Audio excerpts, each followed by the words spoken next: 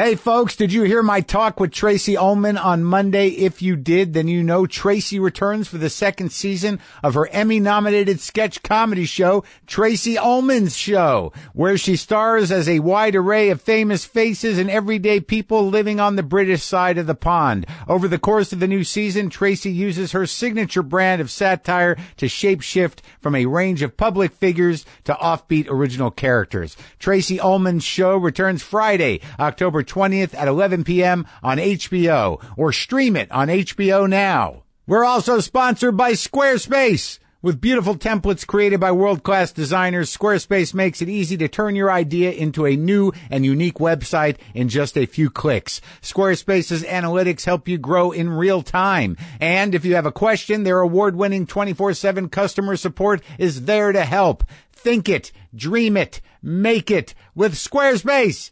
Head to squarespace.com for a free trial, and when you're ready to launch, use the offer code WTF to save 10% off your first purchase of a website or domain. Dig it. Can you dig it? Let's do this show. Here we go. Lock the gate!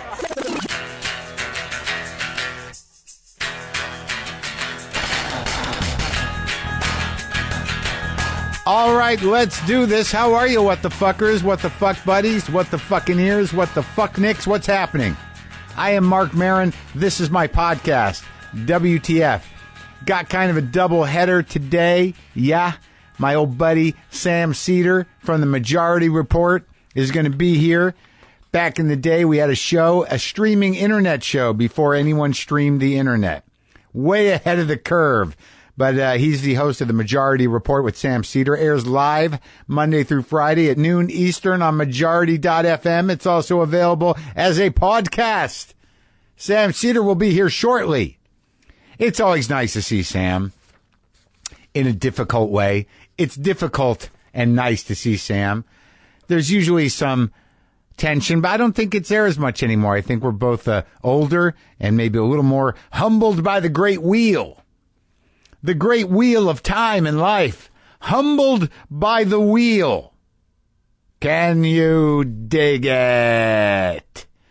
My second guest today is Bassem Youssef. If you're not familiar with that name, Bassem Youssef is, he was a surgeon in Egypt who started doing a YouTube show, and he eventually became the most popular television personality in Egypt, doing what people called the Egyptian Daily Show. Eventually, he had to flee the country for speaking out against the government. Yep, that's what that happened, and now he's here in L.A. going on auditions. Life of a rebel is tough. It's tough. Doesn't get easier. So, what else? Los Angeles, folks, people here. If you want to hear me and Brendan talk about Waiting for the Punch and other inside stuff about the podcast, this is your one chance. We're going to be at the Ann and Jerry Moss Theater at the Herb Alpert Educational Village in Santa Monica on Sunday, October 29th at 7 p.m. One night only, Los Angeles. Go to livetalksla.org to get tickets or go to the tour page of WTFpod.com. You can get a ticket and a book for a bundle price, or just get a ticket and bring the copy of the book you already have. We'll talk, we'll answer questions, we'll sign all your stuff, and we'll hang out. That's Sunday, October 29th. Go to livetalksla.org or WTFpod.com. Can you dig it? I don't know why that, why am I doing that? Why am I doing that old bit from the movie The Warriors?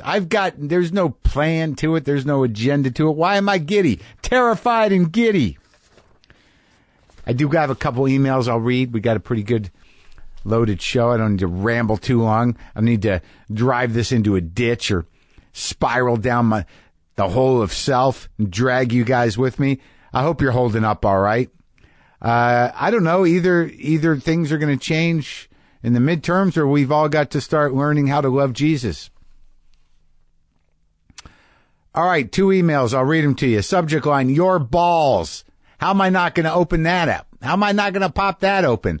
I'm a 49-year-old widow. I'm training for my second half marathon in Brooklyn, New York. Of course, I listen to What the Fuck while I run because why not? I think things which come out of your mouth. I vibe with what you have to say as well as your interviews until today. In the middle of a 6-mile run, in the middle of a very orthodox neighborhood, I listened to your intro to the Tom Colicchio interview. The story of you getting attacked by your cat Big Head because you were naked was hilarious. Laughed so hard and loudly. I truly wish there was a way that my Hasidic brothers knew that I was laughing at your exposed balls when they're not even supposed to make eye contact with me. Thank you for always making my run significantly more enjoyable. By the way, I included the part being a widow in case any of your male listeners want to date me. Lock the gates, Karen. I'm not going to tell my male listeners. All right, Karen. If they can get you on, if they can find you on the information that I have shared, then maybe either they're truly in love. They're maybe desperate, or they might be quite frightening. Maybe all of the above. Here's another email. Subject line, Satan. Hello, Mark, Brendan, WTF people. My name is Peyton. I'm a 24-year-old musician based out of Florence, Alabama, Muscle Shoals. I love your podcast and keep up with everything you do because I identify with you on some deep level, and I love comedy, interviews with people I do and don't know about, and music, all of which you seem to enjoy too.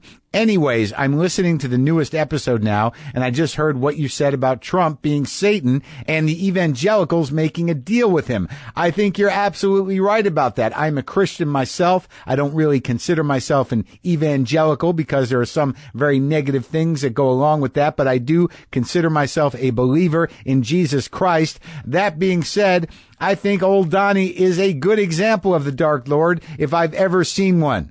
I just wanted to reassure you that not all of us Jesus people support this fool that has somehow become our leader. I believe in you, and I'm glad you're doing what you're doing. I'll continue to support you as long as possible. Keep it up, man. Peyton. Thank you, Peyton.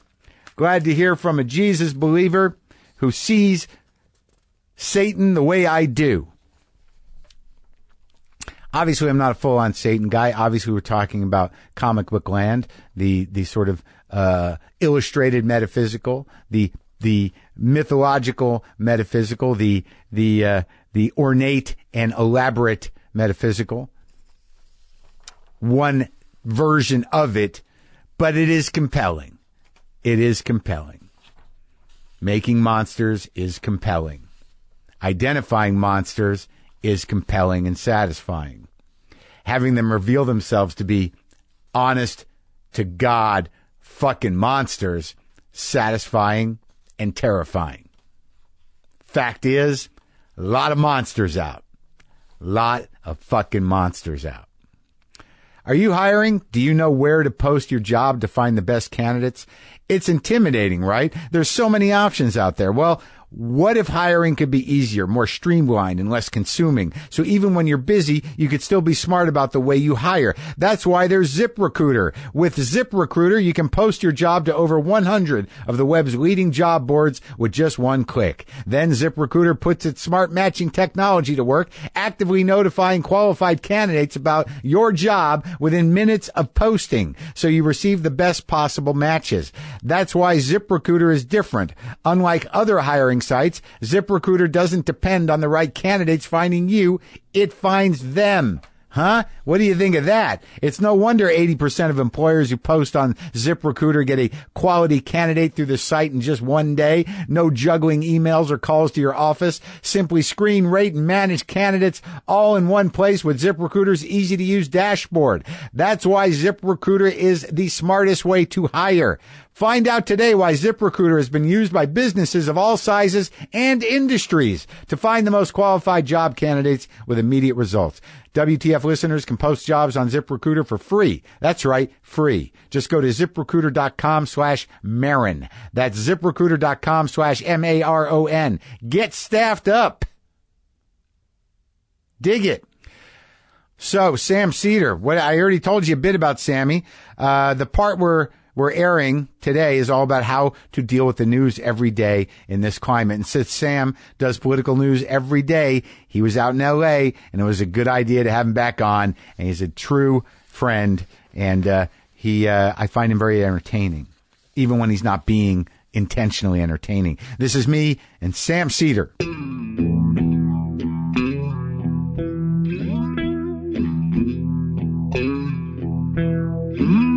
Is that too loud? You good? No, that's pretty good. You know how to do it.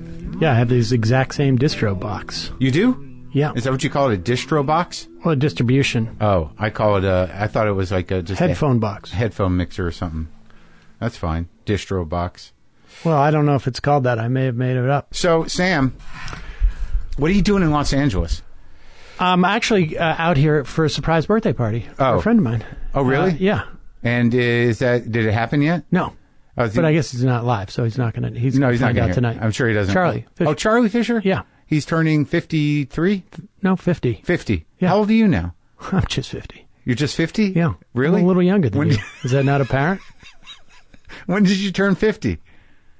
Last year. Oh, how do you feel? Old. Yeah? Yeah. Well, let's get some of the... I had one of the best softball games of my life the other day, though. You didn't hurt yourself? No, I haven't been able to play for 2 weeks. I talked to another friend of mine, my old friend Lance, and he keeps injuring himself at softball, and I'm like, maybe it's over. I can't even walk anymore. Maybe it's over. I was done in by my own success. I had like 2 home runs, and now I can't walk anymore because I had to run around the bases. But you're a hero to many. I had my day. Yeah. And I haven't been able to come back. Who do you play with? Just guys in Brooklyn. Oh, in Brooklyn? Yeah, in Prospect Park.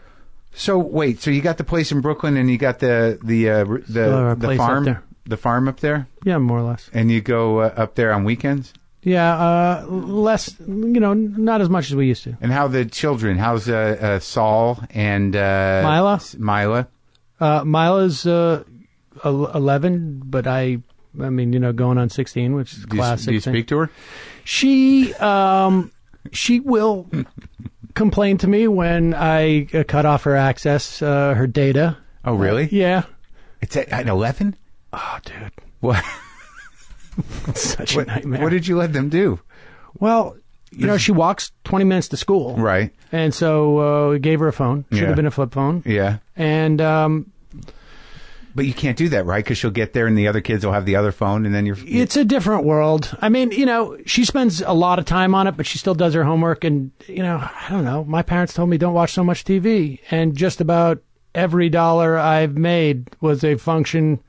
Just about everything I've done is in some way related to TV. Right. So I'm not going to... So you think you're creating a tech genius? Was that the logic? That, let her on the phone? No, I'm just saying, if she does what she's supposed to do, then it's okay. If it's a social thing. But it's just texting usually, and Snapchat or whatever. Snapchat, Instagram. I don't know. You don't know? All those. Well, I do know. I think she tried to follow me on Instagram. Yeah, she may have. Yeah, I didn't do it. Well, she probably decided, what's the point? Yeah, well, I don't barely use it. She wasn't that impressed. And there was nothing impressive about it. But she listened to a couple of your podcasts and was like, man, I'm going to listen to Joe Rogan. Are you still doing one? Yeah, I still every day, actually. In fact, even from out here, I called into my own show today. Do you have a co-host that works with you? Yeah, I mean he fills in for me, once a week more or less, and in more, I do like a free half and then a member half. And the member half tends to be funnier, and he's very funny. I mean, he's also very knowledgeable about politics, but he's also very funny, Michael Brooks.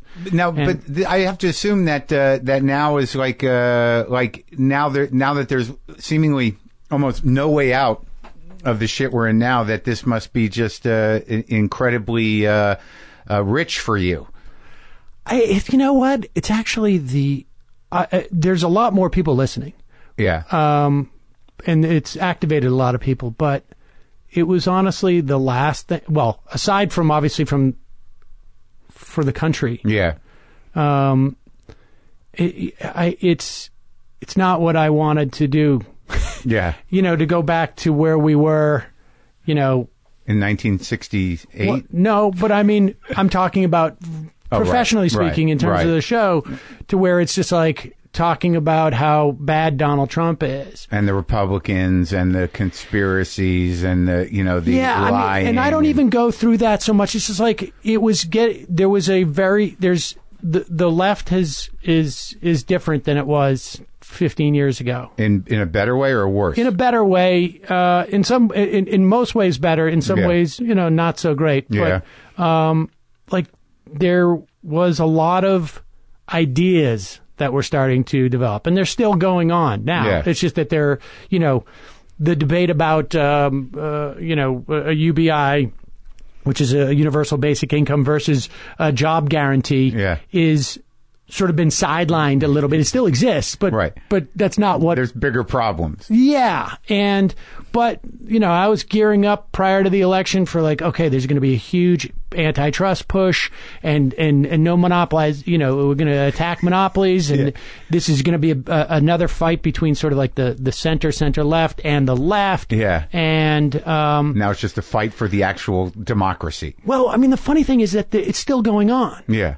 And it's just, and it's in some ways just as intense. Yeah. And it's a fight for, and part of it intersects with should you be talking, the Russia stuff or whatever it is. Mm-hmm. And so it's interesting, but it's also just very difficult to sort of navigate from my perspective, because I don't... You mean the arguments within the left as to what to prioritize? That's what I wanted to talk about. Right. Yeah. But now it's sort of I'm going to ignore the fact that the head of the FBI says just got fired because he's been investigating. Yeah. Well, I don't think I can avoid talking about that. That would be weird. That would be weird. That's politics a smoke show. Screen. That's a smoke screen. Don't get distracted by the fact that the president's under investigation, or don't get distracted by the fact that he's going to NATO and literally acting like a child, like a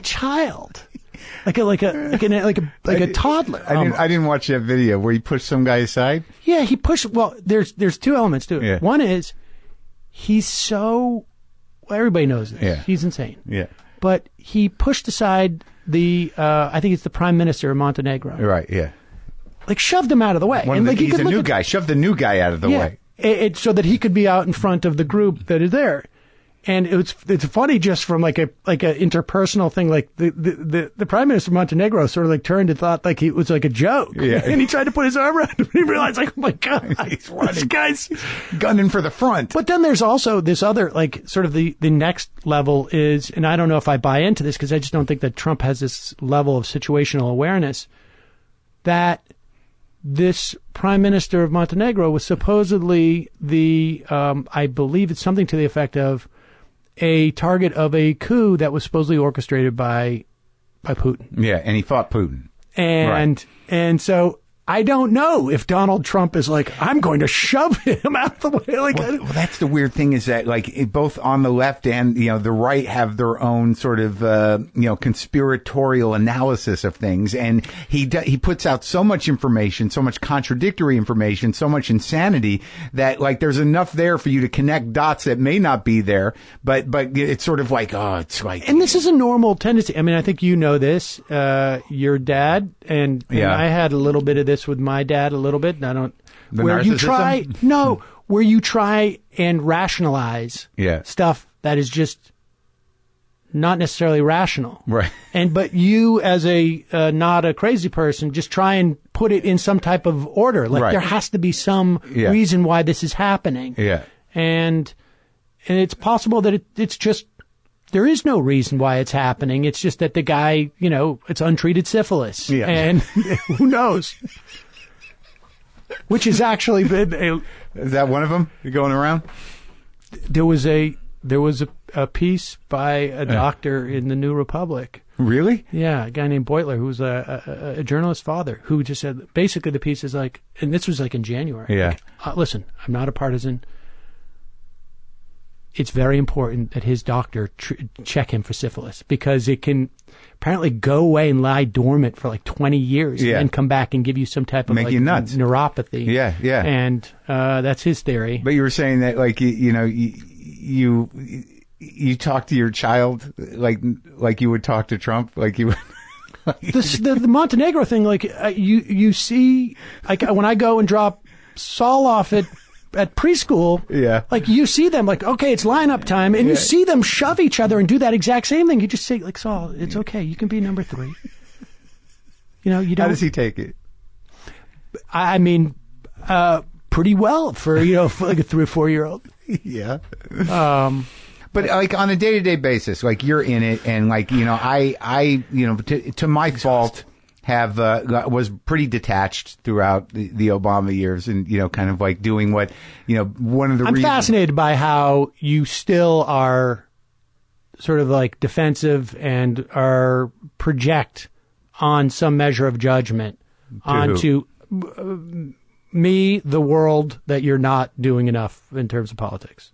Yeah. Oh, yeah. I still do. Yeah. Yeah. I'm fascinated by that. Why? I just find it fascinating. Yeah, because it was not really my forte to begin with, but like I still feel guilty every day. Yeah, I'm impressed by that. Yeah, it's gotten harder because I don't think I was ever very good at talking about it. I think that I came into it as a novice and not very savvy, and I reacted. I'm a good reactor. And if you load me up, I can certainly, be compelling. But I feel like you're better at it. I think Rachel's better at it. There are plenty of people who are better at it and more knowledgeable than me. Yeah. And I immediately get to a tone that is completely, repelling to almost everybody. So that's one of the reasons. That was one of the big decisions. So now I just sit in a certain amount of, kind of terrified paralysis. Well, I mean, I think everybody is. Yeah. It's people are. My sense is that there are people who are sort of like taking a step back now, and they're not as the same level of intensity. Brendan literally had to draw a line at some point because I was like texting him and like needing explanation for everything. He's like, "Hey, man, everyone's going through this. I can't." Oh, I hear from people. I get texted a lot from people who like I don't even think knew 6 months ago that I did a daily political talk show for 10 years. And now, like, I get, like, literally like a text every half an hour. Yeah. Or just like, did you see this latest? Yeah. I mean, now, like, what's weird is that when we were on Air America, I would go to parties. Yeah. Not many, but like a dinner party or something. And I would know so much more about what was going on politically. Yeah. Everybody at that table. Yeah. Like to the point where it was weird. Like what are you guys doing? Now, it feels like everyone's on everyone is like completely as immersed. And that's a good thing. I think that's a good thing. I think some people, I would prefer that people are more interested in stuff that is like the politics versus the intrigue. But yeah, and also versus sort of like damage control. Like, what do we do to fix it, as opposed to like, what ideas need to move forward? Damage and control is important, but there's a big fight right now on the left. Is like, how do you fight Donald Trump? Do you fight Donald Trump by saying that he's a horrible human being and that he's bringing about a fascist America? Or do you also need to sort of say, like, hey, here's a different vision for what America can be? And, in terms of, like, single-payer health care. Where do you stand?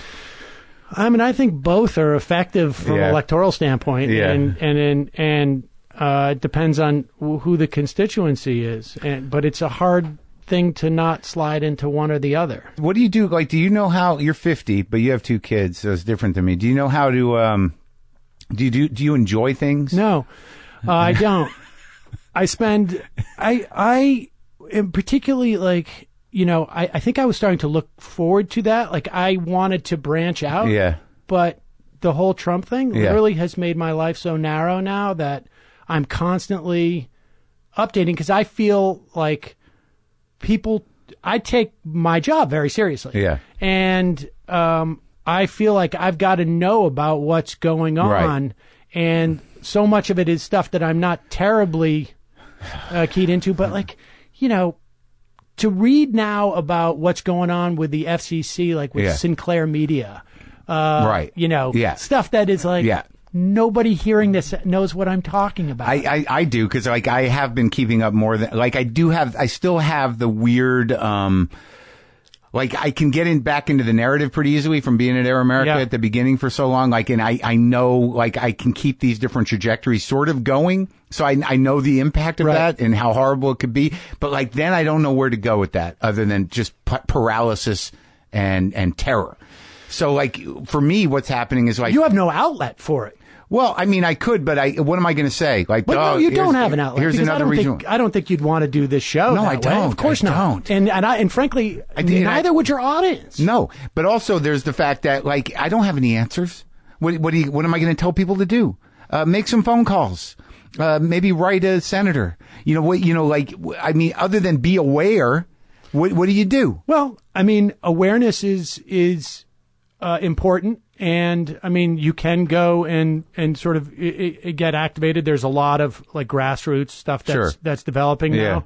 But no, there's no silver bullet. I mean, no, there's not. You know, you're gonna need a lot of them. You're gonna need like a full magazine. If somebody has a hotline to the guy who gives out heart attacks. But do you like, because I'm finding that with me, like I really feel an urgency to all of a sudden like you know enjoy things, which is no way to enjoy things, with a sort of desperation, a panic. I feel like I'm drinking more, and like I'm just coming back to the you know the place where I say to my kids like, no, you can't have candy for breakfast. You know, because at first you're just like, whatever, just eat whatever you want. I mean, in the first few months of his presidency, you're like, just like, where do you want to go out by yourself? How old are you? 6? Go ahead. You'll be all right. Go. Just, do you remember where we live? We do more comedy now. Yeah. I mean, on the show. Do you have funny people come on? On Fridays, like I have Kindler come on to rail on stuff, and Judy Gold sometimes comes on, and comedians come on. I've asked you. You have not responded to my text. I didn't. No, I don't think so. I think I did. I've been busy. In the summer more. I'll come on Friday. No, you're pulling the offer. Well, I'm not. It's not an open offer. It was a specific Friday that someone had canceled. Yeah, that's good. Yeah. But it's interesting because in this space now, there's a lot more political podcasts than there were 6 months ago. And, I like that use of the word space, in the space that we occupy. Well, the podcast space, the political podcast space is getting glutted. It's glutted. No, I don't know that it's glutted, but it's a bunch of different ones. Do you have any respect for any of them? The only other podcast I listen to that is about politics is Chapo Trap House. Yeah. And I think they perceive themselves as more comedy, supposedly more comedy maybe than but it's political comedy. Yeah, right. And it's they're younger. I mean, that's the thing, is like you see all this technology, and I think it's much harder to be younger now, to be honest with you, in many respects.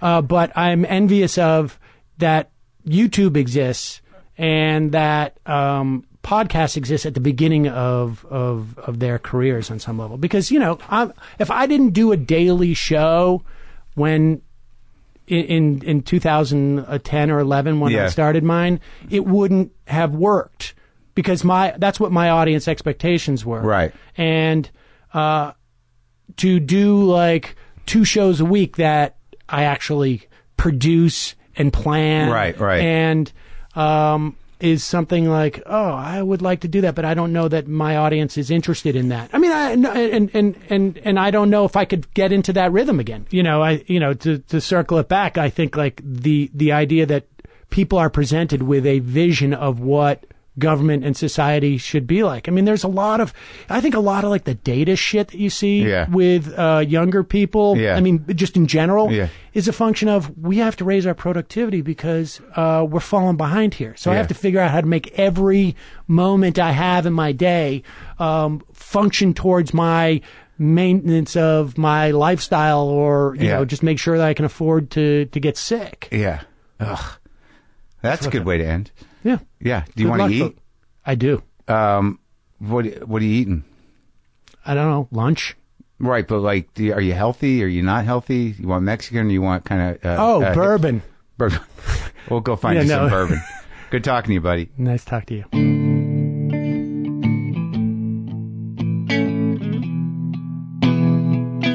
That was me and old Sammy. As I said, you can hear Sammy on the Majority Report. You can get it at majority.fm. Okay, it's on at noon every day, live, noon Eastern. It's also available as a podcast. That was Sam Seder, the lovely Sam Seder. Did I mention this? Support for today's show comes from Squarespace. And you want to know why Squarespace has been sponsoring the show so many years? Because they know a lot of our listeners are smart, creative, enterprising people with big ideas, big dreams, and the will to make them into a reality. So when you're ready to take your big idea to the next level, make it stand out with Squarespace. Squarespace makes it easy to turn your idea into a new and unique website with beautiful templates created by world-class designers.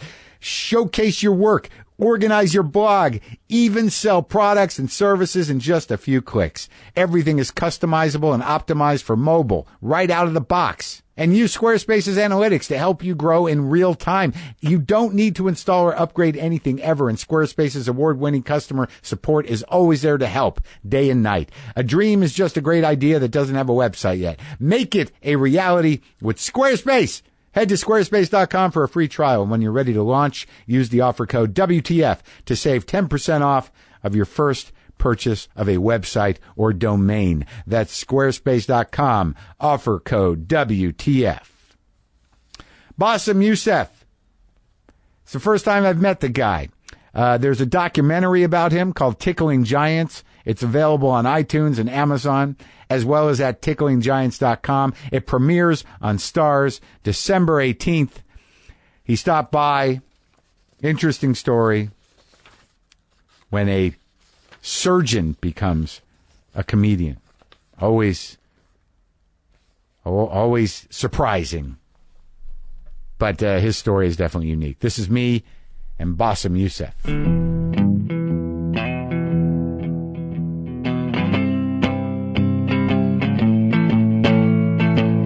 So you're living here now? Yes. Full time? Yeah. You it seems at the end of the documentary that you were in Harvard Square.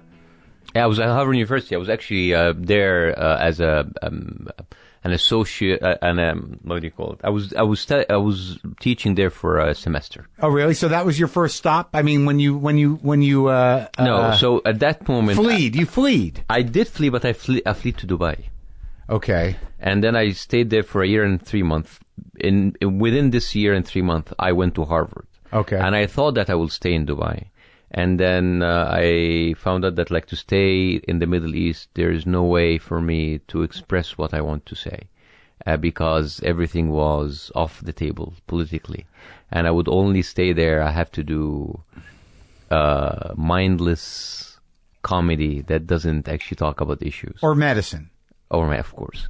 There's always the heart surgeon thing. Yeah, I always have that. But then I left, so I decided to... a year and a half ago, I decided to leave the Middle East altogether and just come here. Now, what's your status? Oh, I'm a green card. Green card. Yeah. So it's sort of interesting. I wasn't familiar completely with the story. I remember hearing about it. You know, obviously I know Jon Stewart. Personally, we're not great, but I started out with him in New York. So I know all that, what the show is modeled on. But I think what fascinated me, outside of whatever's going on with you now, which I'm curious about, was, right at the beginning of the story, you kind of make a point to tell us that, Mubarak, was in power most of your life. Absolutely, 30 years. Now, what fascinated me, only because we have, an attempted authoritarian government happening here.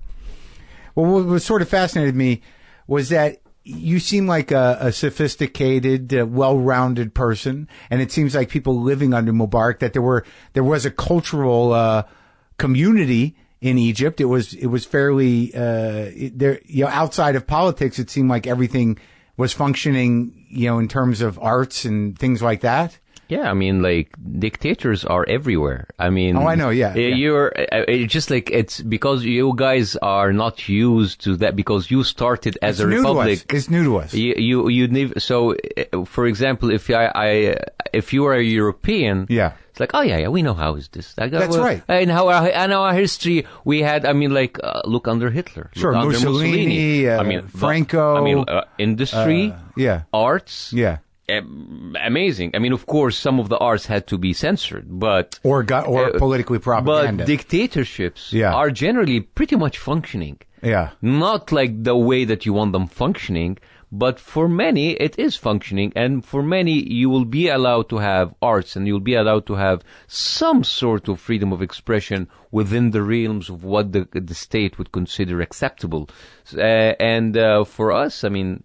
what should we do? Should we leave our lives and our livelihood and just go into the streets and revolt? We never thought that is possible until 2011. Right. So, but when you were a kid and when you went into you were a successful heart surgeon, yes? Yep. Like you know how to do that. To what? To go to the streets? No, to be a heart surgeon. Yeah. I mean, because I'm a nerd. I am a freaking nerd. This is what we do. Yeah, I know, but you committed to, like, you went through a lot of years of medical school. Yeah. And you did now in Egypt. Because in Egypt, if you're not an engineer or a medical doctor, you don't count. Really? For your parents. Oh, for your parents. So it was pressure. Yeah, absolutely. Yeah. And you have a... Do you think I went to medicine because of passion? Fuck that. Well, come on. I mean, it is important. I mean, saving lives is not a bad thing. Yeah. Oh, you really resent medicine. No, I don't resent medicine. I resent the lifestyle. Now, but you, as a practice, as a doctor, how did it work in Egypt? Were you able to make a lot of money? Is it the same here? I mean, did you? No, in Egypt, to make a lot of money as a doctor, especially in heart surgery, you don't really see any money until your 40s.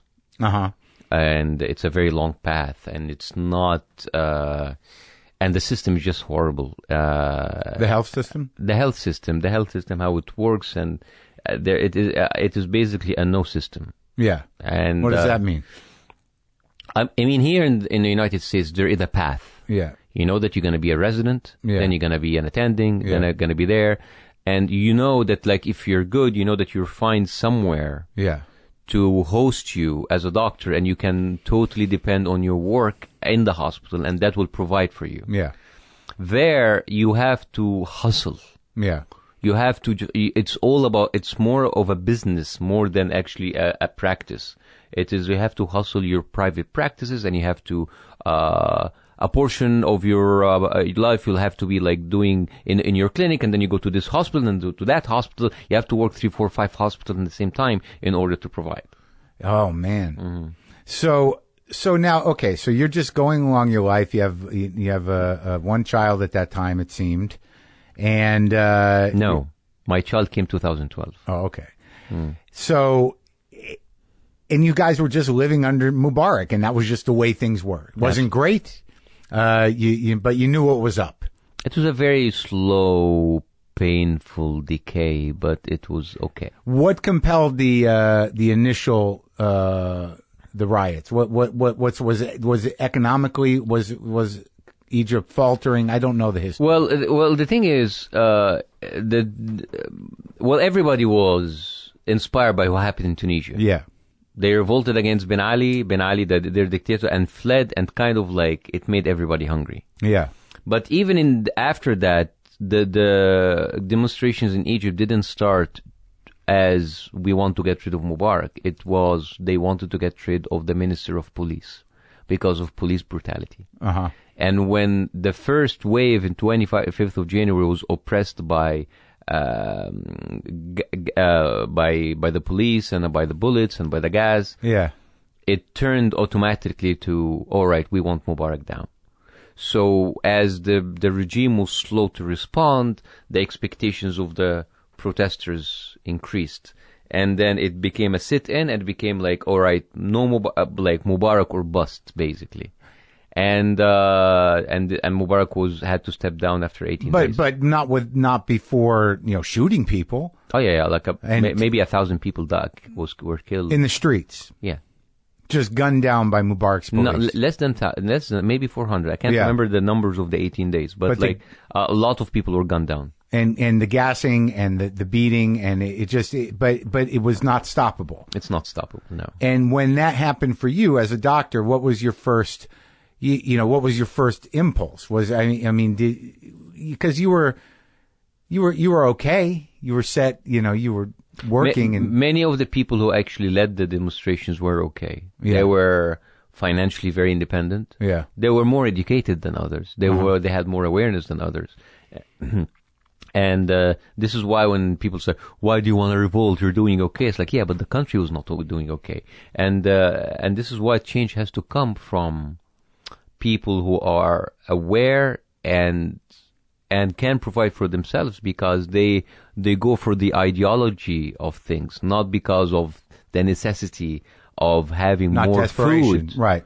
Because if that was the thing, I'll give you more food, and it's done. Problem solved. So as a doctor, I mean, we were under Mubarak. Everybody kind of like accepted it as like a matter of fact, but when you see, oh my God, can we actually live without Mubarak? So we got excited. Yeah.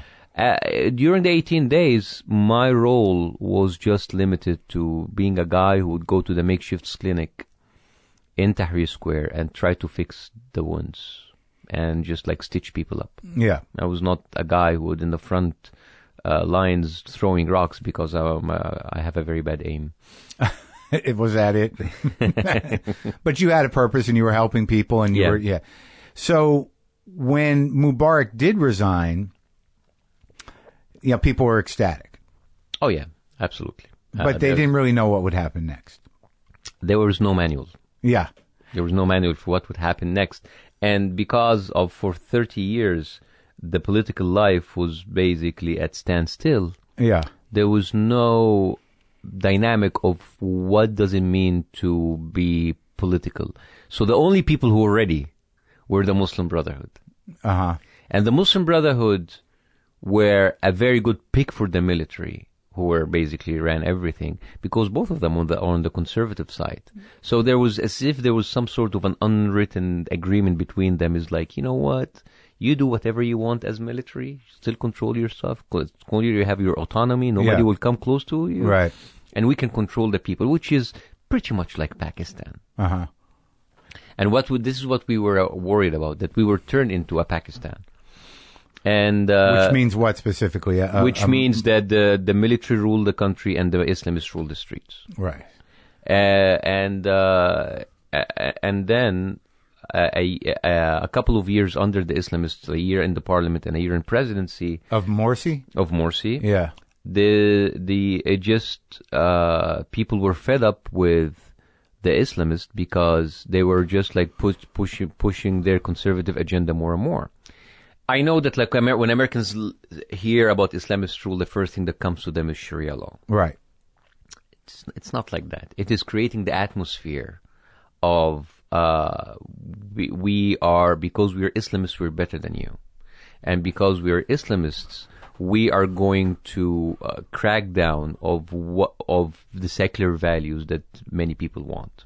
Oh, so they're righteous and they have a moral code that is Islam. Yeah, they will never come to you. I mean, to be fair, the Muslim Brotherhood will never say, "Oh, we're going to go and behead people in the streets." They're not going to say this. However, it just sort of happens. What? It just sort of starts happening. No, they will never say that. But the thing is, again, it is about like what is right and what is wrong. Right. And the fact that they would unite with the more radical people, which is the Salafis, which is pretty much the uber Muslims. Yeah. And the thing is, I mean, my own interpretation is that the army was happy with that. It's like, you know what, like, yeah, I mean, like, as if we're getting our thing. But I think what happened is that I think the army and the Muslim Brotherhood started to have their differences on who to run the country economically. Right. And the weird thing is that, like, you know, I kept watching this in light of, you know, what's happening in America and also having, you know, been through Bush and the power of the sort of Christian right. I mean, there is a faction within this country that believes in the same sort of righteousness. Yeah. And that it must be applied to culture. But for here, they will stop short at abortion and gay rights. Mm-hmm. In Egypt or in the Arab world in general, it will be more than this. Yeah. It will be the minimum age of marriage. It will be what is forbidden or not. It will be cracking down on freedom of expression. However, to complete the story, because like if you're talking about the Islamists, is the military a better option? So the military took over, and the military is still a very conservative institution. And it's right and wrong by the gun. Right and wrong by the gun, and still using religious like justifications. Right. But it's just like, oh, our Islam is better than their Islam. Right. But even under Mubarak, the supposedly secular leader, and under Sisi, the supposedly secular military dictator, there are so many people who've been jailed and persecuted because they tried to spread religious reforms. There are so many people who spoke in order to reform the radical narratives, and they were either being sent to exile or jailed, persecuted. It was not the people with the beard and the and the religious cloth that were doing that. It was the military and the police, because they saw that the Islamists had a structure through which to keep the people in line. It's simply because if I'm a military dictator and you come and start to question things in religion, so today you're going to start to question religion, tomorrow you're going to question me. Right. So for them, religion is always a first line of defense. And this, if you look to the arc of military dictatorships in the Arab world, even the Islamic world, that's not new. Sadat, who was like America's best friend, 1980s, he was the one who actually put in Sharia law, not Sharia as the source of legislation in the Egyptian Constitution 1980 in order to have unlimited times of re-election. It was Zia al-Haq in Pakistan who turned the constitution in an Islamic constitution in order to get to be on the good side of the radicals in the streets in Pakistan, to protect him against the army, and still didn't protect him. It was Jafar Nimeri in 1988, I guess, who after a long failed policies of military dictatorship couldn't find anything that works other than turning the whole country into a Sharia-abiding Islamic republic. Right. It is always the religious narrative and the religious enforcement is what dictatorship always do to protect themselves. To protect themselves. This is good information for us in America now. So it's always people think, oh, we are afraid of those like religious fanatics. We're gonna go to the military because they have to be secular. They're not. Yeah. Saddam Hussein and Gaddafi, who are supposedly secular, they used religion big time. Yeah. And they always use that to protect the regime. So, are you Muslim? Yeah. Are you religious? I prefer to keep that to myself. Oh, yeah. Out of fear of who? Not out of fear, because this is something that started with me in Egypt. Whenever people start to ask me, are you Muslim? Like, why do you ask? Why the fuck do you care? And because it's a little bit sensitive back there, because people want to see how are you affiliated to us in order so we can speak to you. It's like you should speak to me as a human being. Oh, the reason I ask, yes, is that there's this belief that there are no moderate Muslims in America. Oh, I can speak to that. So the idea of no moderate Muslim could be easily believed because. What do you see in the news? Yeah. And I will be even more forward, like, well, maybe the vast majority are not. And maybe you have statistics that would support the narrative that most Muslims in the world are pretty much radicalized. And I would partly agree with this narrative because, but the problem with Islam is not a problem of Islamic ideology or dogmatic problem. Yeah. It is a problem of free expression and free speech. Because many of the free expression and because many of the ideas that are more forward are oppressed not by the Islamic authorities but more by governments. You do not have this kind of conversation. The conservative radical Islam is protected by the state. Yeah. So you don't have this kind of conversation. You can't be critical. There's no talk of reform or anything. So that kind of a radicalized thought is protected. So when you look at the Muslims outside, because they live in secular societies, you have a totally different picture. Mm-hmm.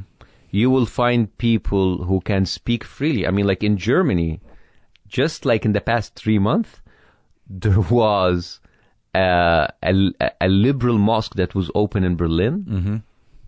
and the imams are women and gays. Mm-hmm.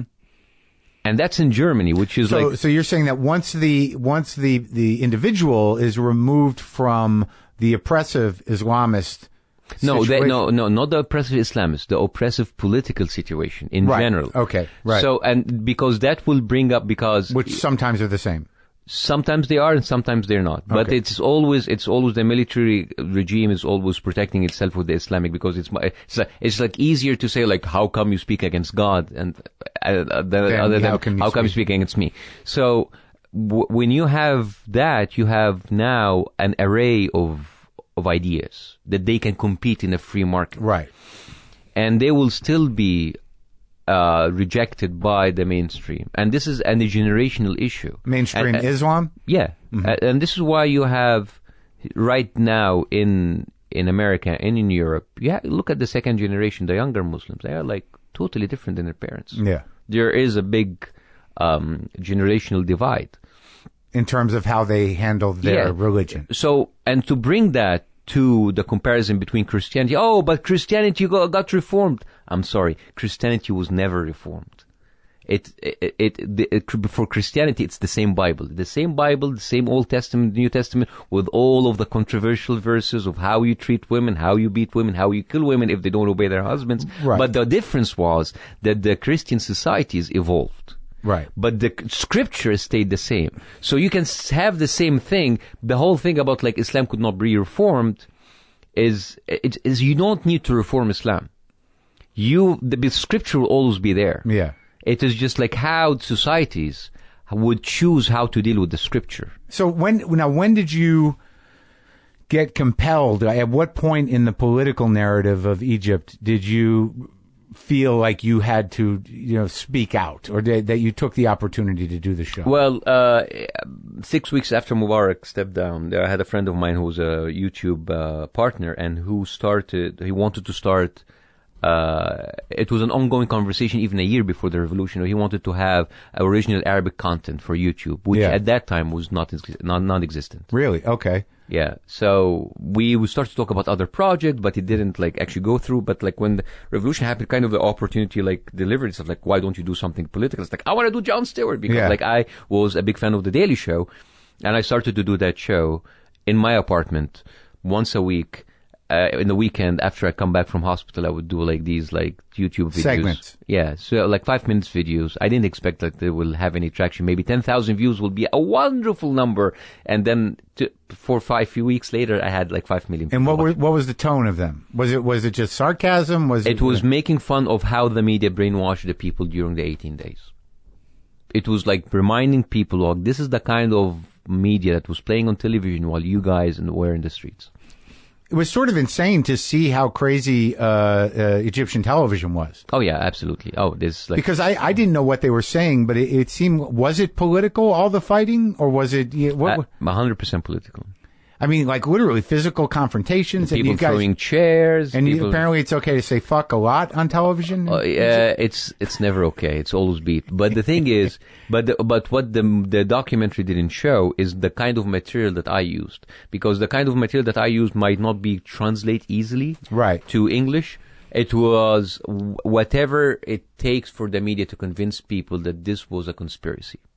For the media in Egypt, this was not a revolution. It was a conspiracy that was carried by the CIA, the Mossad, Iran, Hezbollah, and Hamas all together. The protests. Yeah, Arab all Spring. of this. They were like, all of these people are paid operatives. Sure, they try that here too. Yeah. Yes. So there's a playbook for this shit. It is.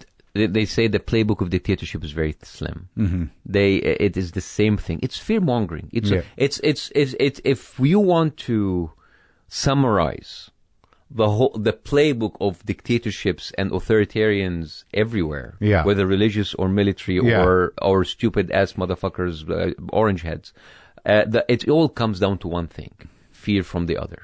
Yeah. I'll create an enemy. I'll make you afraid of it. I'm going to make you afraid shitless of that enemy. And I'm going to push legislation and policies based on that fear, and you're going to accept it. Yeah.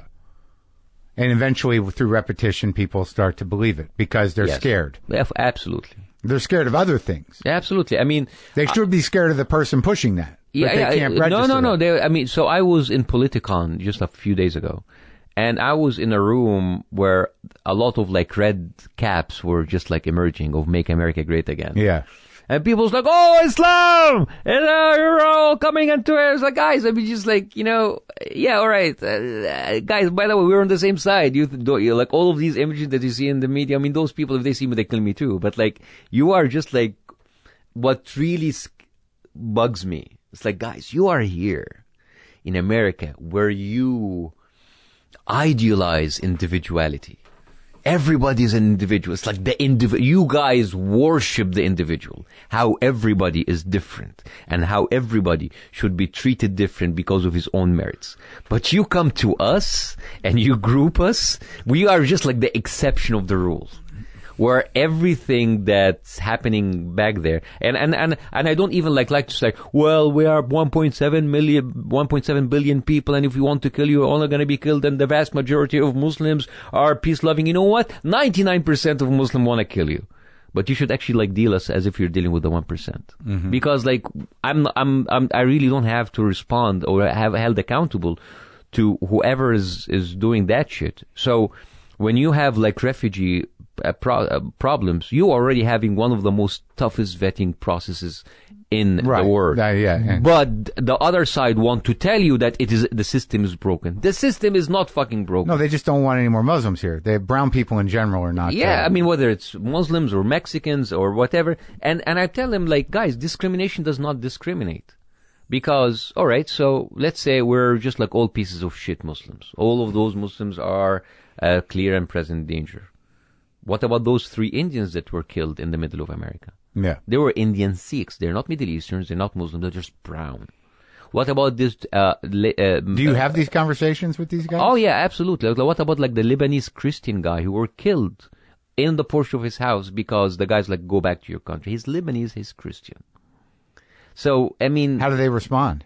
They don't respond. Because they have nothing to say. They're just, but Islam wants to kill us. It's just like the same broken record. Sure. I mean, as a matter of fact, the first victim of hate crimes after 9/11 was an Egyptian Christian Copt. Cop? A Copt is like an Orthodox Christian. Yeah. Yeah, and he was having a convenience store and he was shot in his store. So it doesn't stop that because like. Spoiler alert, we pretty much look the same.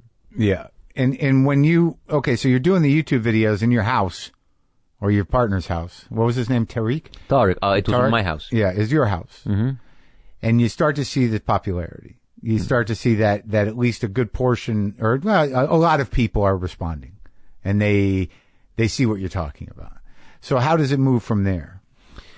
At that time I was waiting to go to Cleveland because I was actually applied and I was accepted in a pediatric heart surgery fellowship. And, I was waiting for the H-1 visas, which will be something that we don't have anymore soon. And then was it the Mayo Clinic? No. It was it's the Children's Hospital in Cleveland. Uh-huh. Rainbow Children's Hospital, very, very prestigious children's hospital there. And when I was waiting for the H1 visa for the papers to come, and I was waiting for that. I was just doing the show, and then I started to have offers from networks in Egypt. And then the same day I was signing the contract for an Egyptian network there, the visa papers arrived. Uh-huh. And it was a choice. Was that a tough conversation with your wife? My wife is the most supportive woman. It was a tough conversation with my mom. Oh, yeah. But as a matter of fact, it was not as tough as I imagined it would be, because as any other Middle Eastern woman, it's like, better have my friends close and my enemy closer. That means that she needs her sons closer to her. So she said, fine, let's give it a try. And for her, just to be around her and the same country is better for her. Yeah. So I said, like, all right, let's postpone this medicine thing for a year. And let's take a shot. It's so funny. As a comic, I've known plenty of lawyers that have gone into comedy. I don't think I've known many doctors. I know. It's a rare, and I guess you feel like you did the right thing. You're still doing it. Yep. So, I get it. But okay, so it's a big risk on a lot of levels, and you take this gig. Now, there's no real precedent for a political comedy show in Egypt. But you seem to, from the documentary, it seems like you amassed a bunch of very energetic, focused, and funny people to do this thing. How did you find them? It was tough because first I started to hire people who were already in the business. And what was that business like there? There were comedy shows in Egypt? What were they? They were, but like... Very broad? Just like very boring. Yeah. And I started to hire the best in the business, and I fired them after 8 weeks. Because they didn't have the guts, or they just couldn't do it? Because the business as usual in Egypt, the idea of hiring someone to write full-time for a show was unheard of. Yeah. Most of the late-night shows there were just conversational talk show, very boring, where like a journalist who would just work part-time or work full-time in a newspaper and come at the end of the night as a part-time to work in the talk show. Okay. I demanded absolute dedication to the show. And you're using the Daily Show as your template, as your inspiration, as the way it's supposed to be done. Exactly. And people didn't understand that. Why? You showed them the Daily Show and they didn't get it? They got it, but it's like it's not going to be done in Egypt. Everybody was putting me down. You're just too Americanized, dude. Whatever happens in America cannot be replicated in Egypt. But was it about the content? Was it about fear of the government, or was it just about? No. It was. Wouldn't be funny. No, it's two things. So on the level of the staff, nobody will just work full time for a show. And for the level of the networks, it's like nobody will watch this. Yeah. And but they hired you. Yeah, they did. But when I started to demand bigger amount of money to do the daily show, the live show, people said like, this is too much money. No, the size of TV advertisement in Egypt cannot support this thing. Oh, you mean when he brought the audience? Yeah, and I was like, you're having all of this money for a weekly show. Nobody will come. Nobody will watch it. And then I said, if you create content, you will create market. Yeah. And nobody believed it. So you do the first season at which network? On TV, which is the small TV network. And it was called The Show.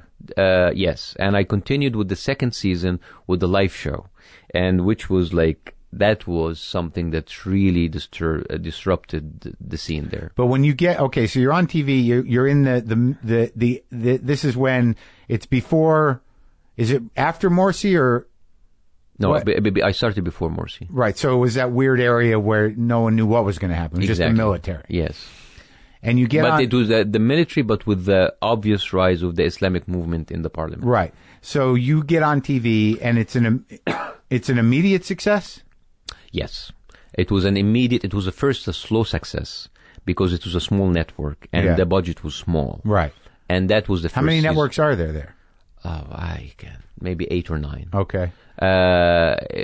And No, there were many, but the ones that were watched were 8 and 9. Yeah. But and then I started to do the second season, which I started to want to look for financing, and people would just think, that's too much money. You want to rent a theater? Yeah. Seriously? You want to get like real audience? Yeah. Nobody can be behind that. We actually got a totally like a piece of shit, theater that was like abandoned for 15 years. And we spent so much money renovating it and doing it. So that's so much money. Why are you doing that? And this is the second season.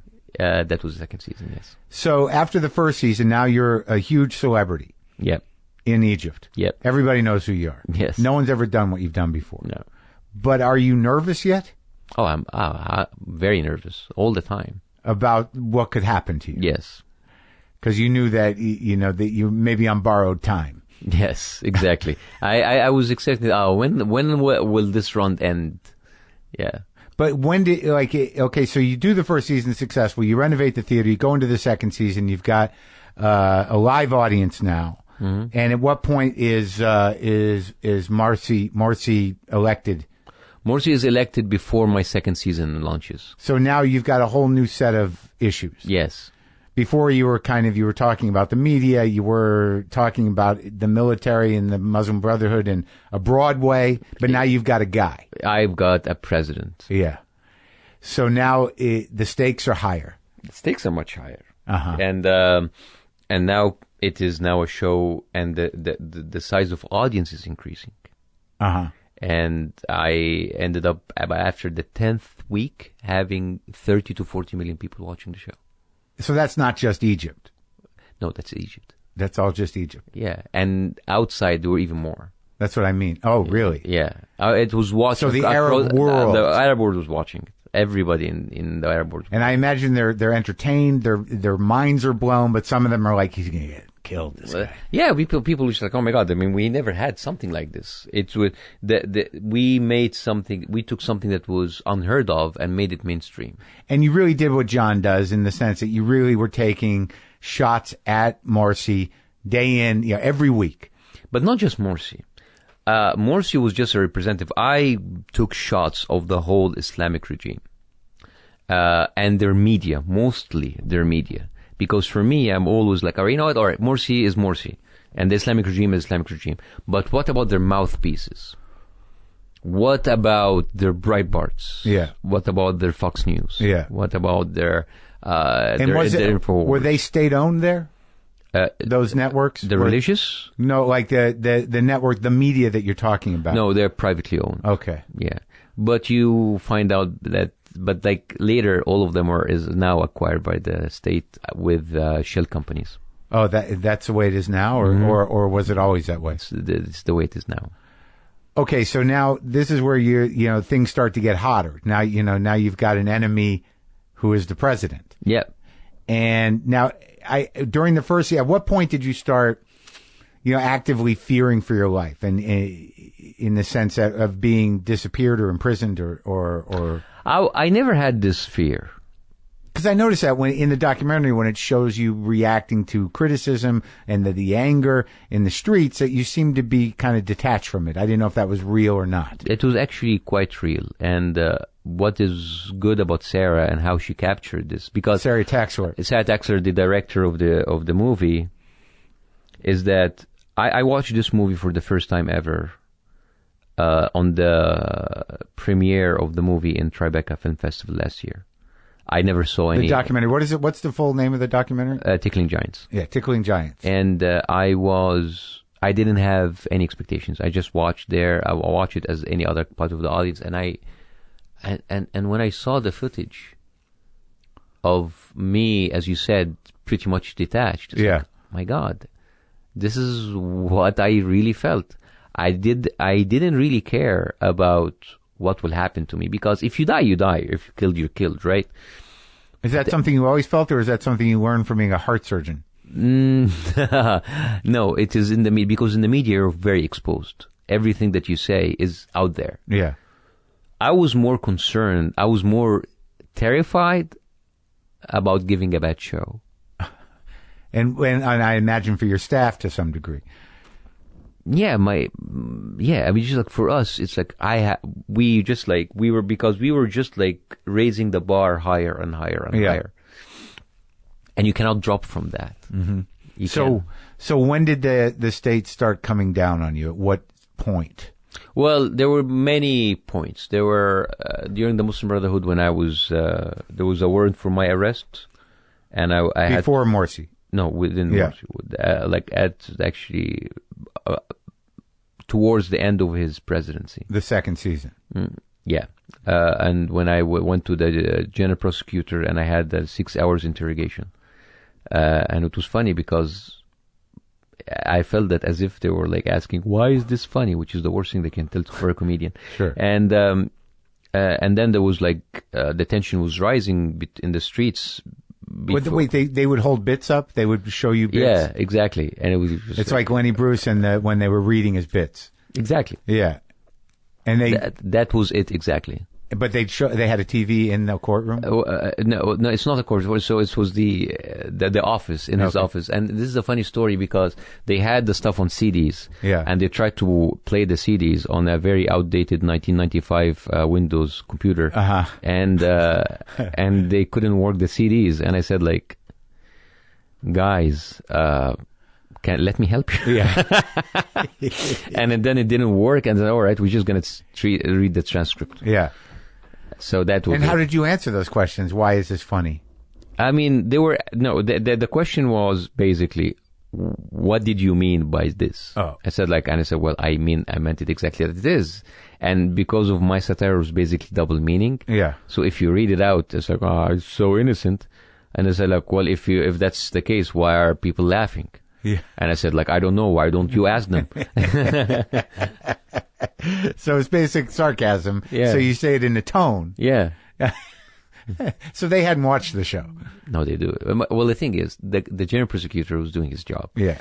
But in the room, there were other lawyers from the general prosecutor office, and all of them were fans of the show. And they were laughing their asses off during the investigation. And it was like surreal, like having actually to go there as someone who is under arrest. Yeah. And having all of these police officers and lawyers having pictures with me. Yeah. It was really insane. That's funny. Because that's then you really see that the streets are with you. Yeah. Yeah. So you got off on that one. Yeah, I got off on bail, but the pressure from the Islamic government continued, and we started to have warnings. If you make fun of the president, we're going to close down the show. But then, fast forward a few weeks after, we had the 30th of June, where the military took over. After Morsi? Basically they removed Morsi. And then the Islamists were on the weaker side now, and they got killed in the streets. And they were, in one day, 800 people got killed by the military. It was Islamists? Yes. And it was a big massacre. And now I have a new power a new power, which is the military. And I was popular. I was the national hero who took down the Muslim Brotherhood, the one who made fun of the president of the Islamists. So now a lot of people are dead, and they haven't shut you down yet, and you've got a new foil. Yeah, and I did one episode, and that was enough to shut me down by the military. So you're off the air? I'm off the air after one episode under the military rule. And it was funny because all of those people who were cheering me up, whatever, oh, he had it coming, you shouldn't make fun of the military. The people who were applauding me for making fun of the Islamists couldn't get a single word of criticism or joke against the military. They're including people from my own family. That was an Egyptian network who shut me down after one episode. Yeah. And then I stayed unemployed for 4 months. And then I went to a regional network, Saudi owned. And I told them, no, I mean, I know that you're Saudi owned, but like I will not have anybody interfering in my content. And they had an Egyptian channel where I worked in that Egyptian channel. And I continued for that season for 11 weeks. And I was shut down again indefinitely. After you moved to the Saudi network with the Egyptian channel? Yes. And that was the end? That was the end. So, okay, so I'm just trying to, connect it to what I saw in the documentary. So now you go back on the air after you're shut down with the new regional network. You've held your line on being able to say what you want to say. There was that episode where they scrambled your signal. 2 episodes. And that was, after you signed with the Saudi That's network. on the regional end, yes. So, and it's pretty clear that was done intentionally by the military. And then now you're dealing with protesters out front, right? Yeah, people coming, and they're all staged protests. They are like stuff that are pushed by the military intelligence. It's a very old technique that they always use. It's just like fake protests that go in so to show that the people are against what I'm saying. Of course, there are a lot of people who kind of hated me for what I'm saying now, but they wouldn't just like go in and burn. I was surprised at how many older women yelling and screaming and throwing the finger. They're all paid by the government. Oh, yeah. All of them are paid. And we had footage of them appearing in similar protests to kind of like push a certain agenda or narrative. Oh, so they've got a whole crew. They are like professionals. Yeah, they're angry extras. Yeah, exactly. I think the military could be the best casting agencies out there. What was profound to me is that despite the propaganda and these paid extras, it did seem like a lot of people, I don't know if it was out of fear or just the lack of stability, or whether it was because it was Egypt, that there seemed to be a lot of people that wanted to be under authoritarian. Well, you cannot really look at Egypt in a vacuum. I mean, so here's then the media narrative. If we don't do this, look to what happened to Iraq, Syria, and Libya. Look to the countries around us. We are the last standing Arab army. They are coming for us. If you look at what's happening in Syria, look to ISIS, look to Libya. Do you want your country ruled by militias? Democracy means chaos. Right. So they already have pretty much a good point. I mean, look to the other countries around us. Look, this is how the Arab Spring are spoiling the people. I know, but those us. were all dictatorships. I know. So they're still vulnerable, even if they say, look what happened. It doesn't matter. Right. It doesn't matter. To the people that are scared, they'll be like, it doesn't matter. I mean, are you talking logic now? Yeah, right. I mean, are you trying to be logical? Yeah. It doesn't work. Yeah. I mean, under fear, logic, let alone satire, is not accepted. Right. So your fight to continue to say what you wanted to say and do it the way you wanted to do it, which was not, the funny thing is, it wasn't angry, it wasn't violent, it was satire. And it was, I think that in some ways it's harder for them to deal with that because they actually don't always know why people are laughing. Yeah. I mean, because here's the thing.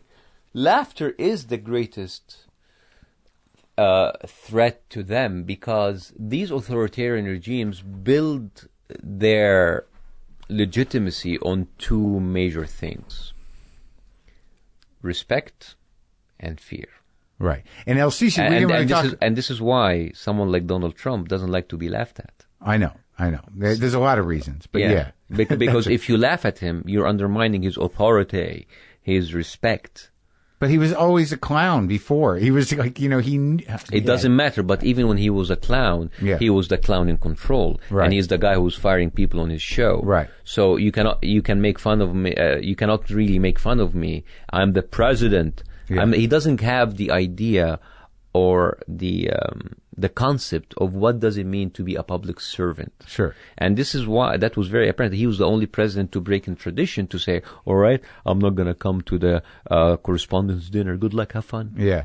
No, I know. I believe me. I feel it every day. It's driving me nuts. But when someone like Sisi comes in, we didn't really talk about, because he was, during your last season, that was when he came to power, correct? Yeah. And it was interesting the theatrics of him. That like it's almost a farce.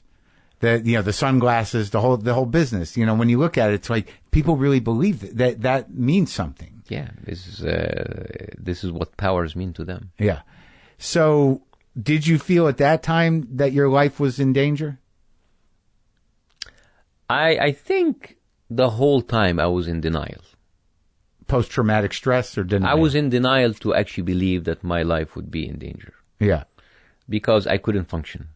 If you felt that? If I couldn't function, I couldn't write jokes, I couldn't be on the show. I mean, Because, I mean, despite, your chipper disposition and the detachment, I mean, I found it kind of, impressive and it seemed very courageous that you continued to do a show at all. Yes. I mean, it was funny. We were doing the show and we were betting which show will be the last one. Uh-huh. But we were being in a nihilistic state of mind. But when they put your partner, your producer's father in prison for no reason, did you see that as a signal to you? Oh yeah, absolutely a signal. And I thought that if I continue doing a good show, having a high rating, that would somehow protect me. Protect you. And what about your family? Were there threats? No, but they were always worried. Yeah. I mean, okay, you really have to define what threats mean. Are you talking about online threats? No. Are you talking about Twitter or whatever? Because I have that all the time. No, of course. No, I'm talking about being visited by the military. No, I was visited by, in the theater, by a friend. I had a friendly visit by someone from the intelligence. Oh, yeah? Who offering his help. Uh-huh. And that was kind of like, we're watching you. Yeah. Hi, how are you? Yeah. So now, when the show goes down, when you're done, and now, was there public outcry? Or were they not able to do that, really? Not able. It's basically on the internet. Okay, so... As a matter of fact, many of them were angry at me. You pussy, come back and fight. And seriously, what are you going to do for me? You're just there on Twitter and Facebook, not doing anything. Yeah, you did. There was some pushback in the sense that, once you were off the air, what were you supposed to do? Hit the streets? I mean, what did they expect from you? You had no control over the outlet. I mean, it's just as if you're saying as if you are coming back to the age of Hitler and Mussolini and saying why did you stop making fun of the Führer or why of Mussolini? Go back. Yeah. Go back, make fun of Il Duce. It's what are you going to do if something happened to me? I'm just going to write angry tweets. Yeah. Supporting you. It showed. That was bound to happen. I mean, it's just But you did not want to stay engaged with any sort of resistance. I mean, there was other ways, I imagine, or you're telling me there's no resistance at all? But I mean, the resistance I have to be very realistic here and say the resistance is crushed, and you can. At the end of the day, you have a critical mass, but the critical mass of people, if they're not supported by the people, they will be squashed. Uh-huh. And the thing is, if you just have the same 10, 12 people moving masses and they're getting crushed, and the people just don't move a finger and they're just behind their computer screens, so basically fuck them. I'll be very honest. Yeah. I mean, the fact is that you just can't. And I never posed or never presented myself as a political activist. But you try to resist with the tools that you have, which is political satire. Yeah. And if you end up being crushed every time and people just sitting there asking you to do more, and when you go into the street, when you get imprisoned, you just they have a whole kind of hashtag supporting you, fuck that. Yeah. There are so many people that I know who are in they have their family destroyed, they are in prison, and the hashtag didn't do anything to them. And of course people, so why don't you continue doing it from YouTube, from outside? Yeah. So, I was doing it from a TV show, from inside. What happened? Did it change anything? Nothing. You just want someone to be your catharsis, your outlet, to just laugh your ass off, hoping that this will change the regime. It will not. Right. You got to get into the streets. I mean, I can't ask them to do that. Right. Because it's too dangerous to them too. I mean, I don't have a solution. I don't have an answer. Yeah. I'm just a guy. I'm just a guy who does joke. Uh-huh. I am not a fucking Nelson Mandela. Right. I understand. So you saw the lawsuit, as that was how they were going to punish you. Yeah, because the lawsuit is just a way, an indirect way to put you down without. And that was your second network. Yes. Suing you for content they couldn't. No, that's the second, the network that shut me down after one episode. That's my second season. But not the regional network, not the Saudi network. No, the Egyptian one. And what was the lawsuit specifically? Oh my God, they shut me down. Yeah. And then we went to arbitration. And there's no way that I would lose the arbitration because the one who shut me down. And yet the arbitration find a way to hold me responsible. And I found myself like owing them 100 million pounds, which is like at that time $50 million. $50 million? 15. Oh, $15 million It's for... still a lot. It's a lot. For a season that you couldn't do. Yeah, because I left them and I went to another episode. Like I was just like, because I had to go to another episode, another network, I had to get out of that contract. Right. So I made all of the legal steps. We thought we were right, and then they just like, I was screwed. So it comes down. So that's in court, and then you're told that you lose, and you're on the hook for $15 million. Yes. And you just leave. I escaped. Yeah. The verdict was at 12 noon, and I escaped at 5. Were you prepared for that? No, I just took 2 suitcases and head to the airport. Really? You did, in your mind, you're like, well, if this comes down this way, I'm going to go. You decided that day? Yeah. I didn't decide that day. I mean, the lawyer said, like, you have to leave fucking now. Yeah, because this is a way they're going to use to either put you on a no-fly list, so you better go out before that door is shut, or it's a way for them to put you in prison. And you took your family? No, I traveled alone, and then they followed after a few weeks. They didn't hold them? No. So they kind of wanted you out? Maybe. Or they would have made it hard for your family, I would have thought. Maybe. I don't know. I don't know how these regimes work. We need to talk to the guy who's giving the orders. Oh, yeah. They're always very forthcoming. Yeah. So you come here, you do the thing at Harvard, you're in Dubai.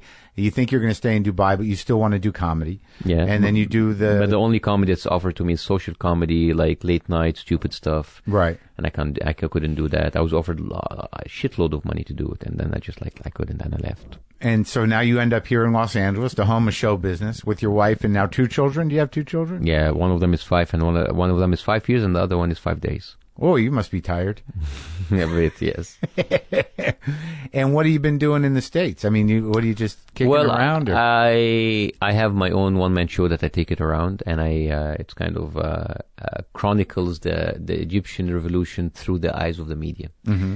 It's a fun show. And where do you do that generally? It depends. So I do it to university campuses, performing arts theaters. Oh, yeah? Yeah. You doing okay with that? Oh, yeah, I'm doing okay. Yeah. And I wrote the book, and then we had the... Is the book out? The book is out since March. It's called Revolution for Dummies. So I'm doing that, which is putting food on the table, which is great. But like in the meantime, I'm doing what every Hollywood resident is doing, waiting for the big break. So we're working on projects, writing scripts, pitching ideas, attending meetings, which is like, Hollywood is a life of rejection until something big happens. But you were a national hero. I know. And I could actually stayed and use that for my...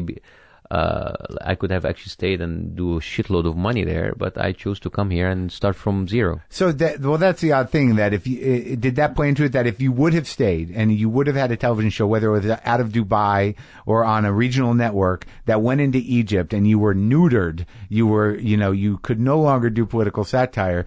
That's almost like a different type of prison. Yeah, I would still earn shitload of money. But people who thought that the ones that said you pussy, why are you leaving? Then if you were on TV doing nothing, that would have been almost like watching a brainwashed person. Absolutely, as you said, neutered, as you said. But it's not. It just I don't do that out of patriotic beliefs or anything. It's just this is not how satire works. Right. It's going to be something different. It is something also I couldn't do. Yeah. It is like having LeBron James. All right, why don't you play football? It's I can't. Right. I that's not my thing. Now, when you perform here, do you get good reaction? Yeah.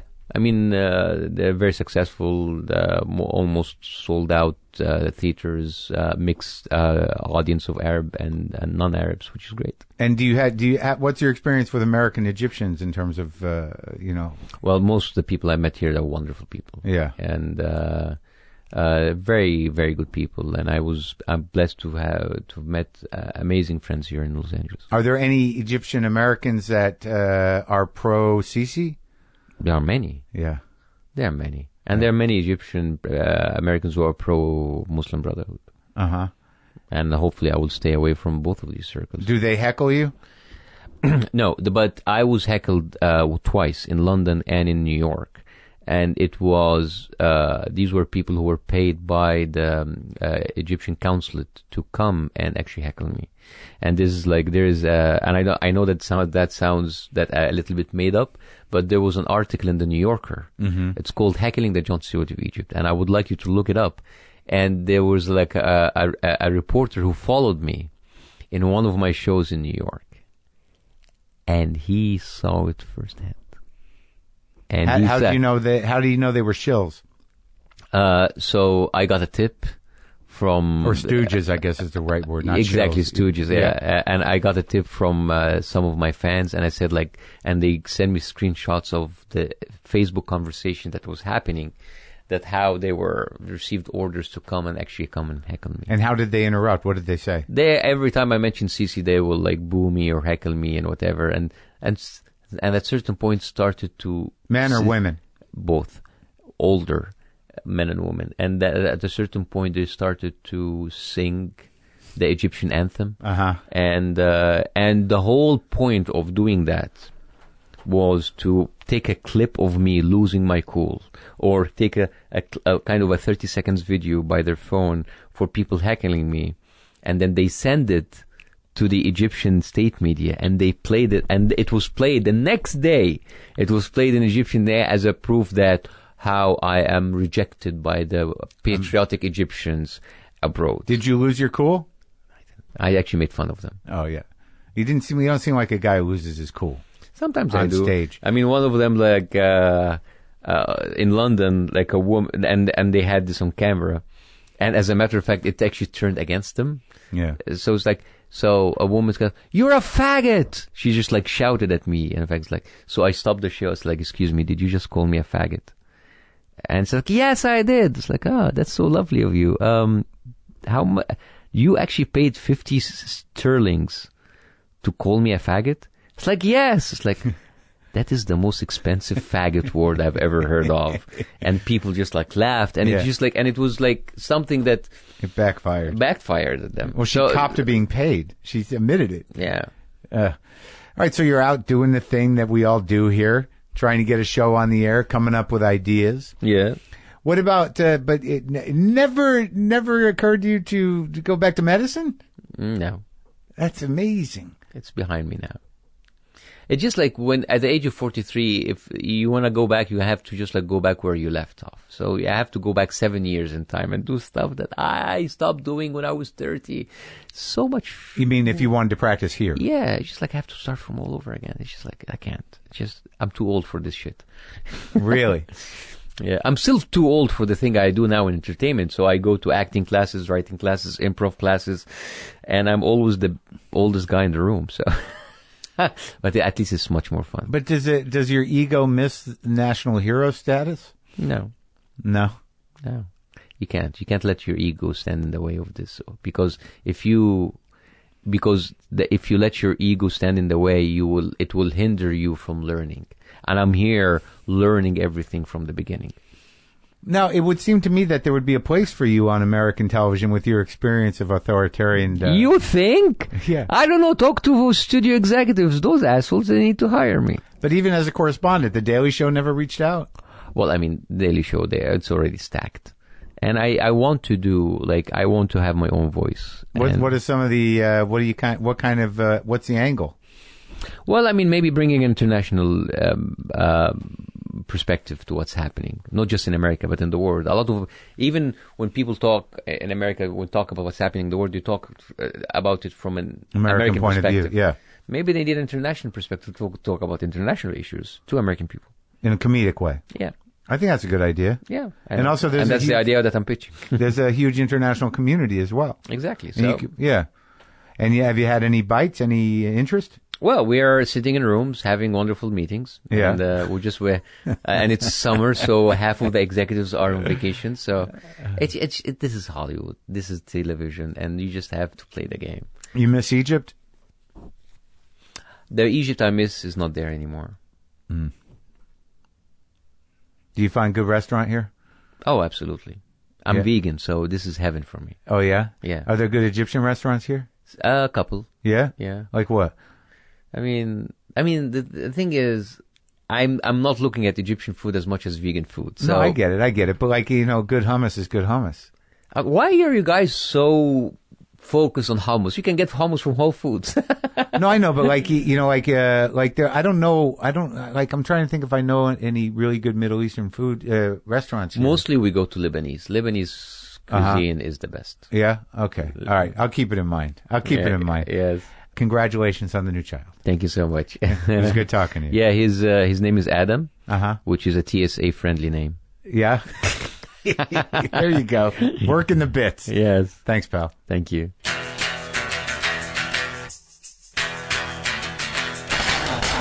All right, that was me and Bassem Youssef. Check out the documentary Tickling Giants. Don't forget Tracy Ullman returns for the second season of her Emmy-nominated sketch comedy show, Tracy Ullman Show, where she stars as a wide array of famous faces and everyday people living in jolly old England. This season, Tracy uses her signature brand of sharp satire to morph from public figures to offbeat original characters. Tracy Ullman Show returns Friday, October 20th at 11 p.m. on HBO. Or stream it on HBO Now. And remember, LA people, Sunday, October 29th at 7 p.m., come see me and Brendan do our thing and sign your books at the Ann and Jerry Moss Theater in Santa Monica. Go to livetalksla.org to get tickets or go to the tour page of WTFpod.com. Fuck it. I'll play some guitar.